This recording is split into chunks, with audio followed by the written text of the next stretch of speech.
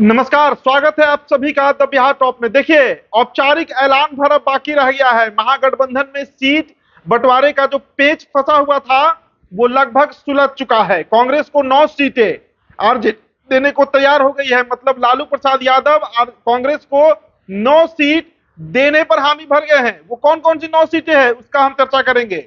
इसके साथ ही साथ माले 4 सीटों पर बिहार में लोकसभा चुनाव लड़ने जा रही है। 4 लोकसभा सीट। इसके अलावा सीपीआई बेगूसराय लड़ रही है। मतलब बेगूसराय सीट कांग्रेस को नहीं मिल रहा है, ये लगभग फाइनल है।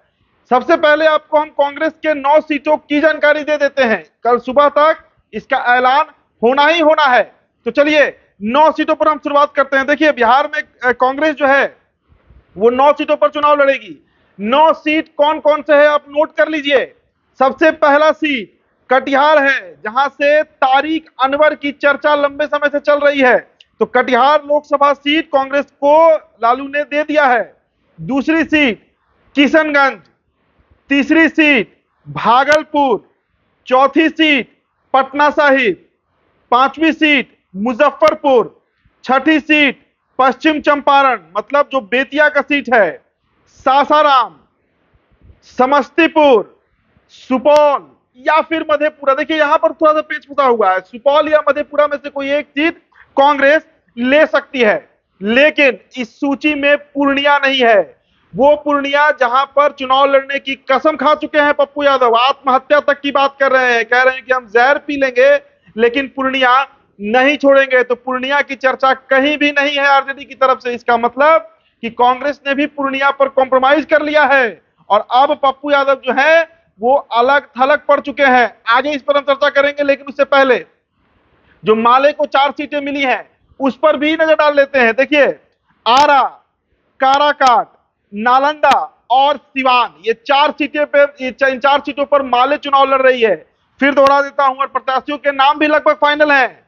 आरा से सुदामा प्रसाद, काराकाट से राजा राम सिंह, पूर्व विधायक रहे अरवल के, नालंदा से महानंद सिंह का नाम चल रहा है और संदीप सौरभ का भी नाम चल रहा है। जी हां, महानंद सिंह और संदीप सौरभ। और सिवान से लगभग ये तय है कि अमरनाथ यादव जो है वो चुनाव लड़ेंगे। अमरनाथ यादव चुनाव लड़ेंगे। इसके अलावा बेगूसराय से अवधेश राय, पहले ही उनको सिंबल डी राजा जो है वो दे चुके हैं। तो लगभग इन 14 सीटों पर तय हो गया है कि राजद के अलावा जो प्रत्याशी हैं वो लड़ेंगे। इसके अलावा एक और सीट है भाकपा की सीट, जिस पर अभी प्रत्याशी घोषित होना बाकी है। तो कुल मिलाकर 15 लोकसभा सीट जो है वो राजद के अलावा कांग्रेस, सीपीआई, सीपीआई एम और सीपीआई एमएल लड़ रही है। इसके अलावा 25 सीटों पर राष्ट्रीय जनता दल जो है वो ताल ठोकेगी। लेकिन अभी भी पेच फंसा हुआ है, तो वो पूर्णिया पर फंसा हुआ है। देखिए, लालू यादव ने साफ कह दिया है कि पप्पू यादव अगर चाहें तो वो मधेपुरा लड़ सकते हैं, और मधेपुरा को हार्टलैंड ऑफ यादव कहते हैं। गोप का मतलब यादवों का गढ़ कहते हैं। मधेपुरा ऐसी सीट है जहां से 2 बार पप्पू यादव जीते भी हैं, 14 में भी जीते हैं।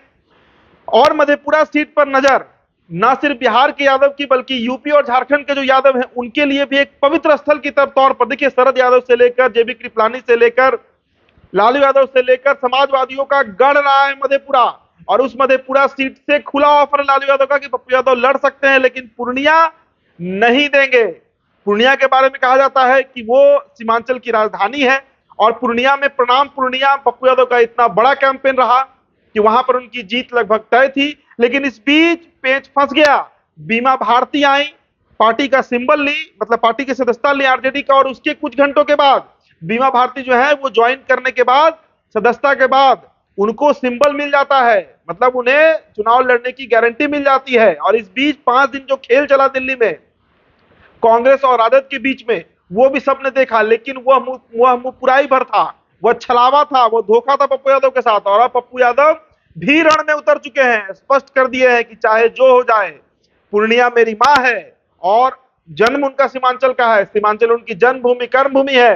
किसी कीमत पर पूर्णिया पप्पू यादव नहीं छोड़ेंगे। तो 9 सीट जो दिया गया है उसमें सुपौल और मधेपुरा में से एक सीट कांग्रेस को जाएगा।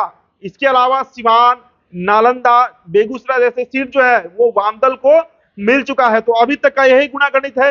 अब कल सुबह तक इस पर औपचारिक ऐलान होता है राष्ट्रीय जनता दल ने करीब 12 सीटों पर अपने प्रत्याशियों को घोषित भी कर दिया है, चाहे वो सारण से रोहिणी आचार्य हो, बक्सर से सुधाकर सिंह हो, औरंगाबाद से अभय कुशवाहा हो, नवादा से श्रवण कुशवाहा हो।